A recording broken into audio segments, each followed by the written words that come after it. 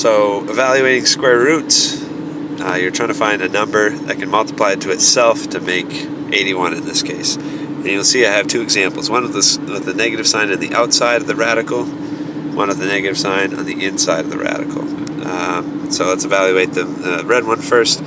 The square root of 81 is 9, and the negative sign was on the outside, so we apply that after.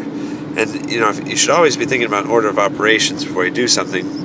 And a square root is a exponent. So you've always got to evaluate the exponent before you do anything with a negative sign, because the negative sign counts under this category right here, multiplication and division. So that's why with this one is no solution, or it doesn't evaluate further.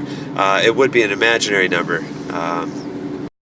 If your teacher's never said anything about imaginary numbers, just don't worry about this next part. But we use something in math called, we use the letter I. That's an imaginary number. It stands for the square root of -1.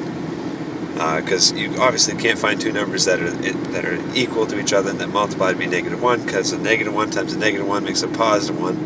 A -1 and a +1, those do multiply to be -1, but those aren't the same, so there's no way to make this happen. So it's imaginary.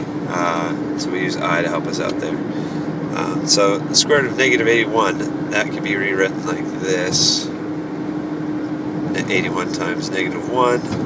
When you evaluate that square root, you can break up the radical into both of the numbers on the inside, and there you get your 9 and your I. So this does simplify, it turns out, to I. But if your directions don't say to find an imaginary number, you can just say this one cannot be commuted.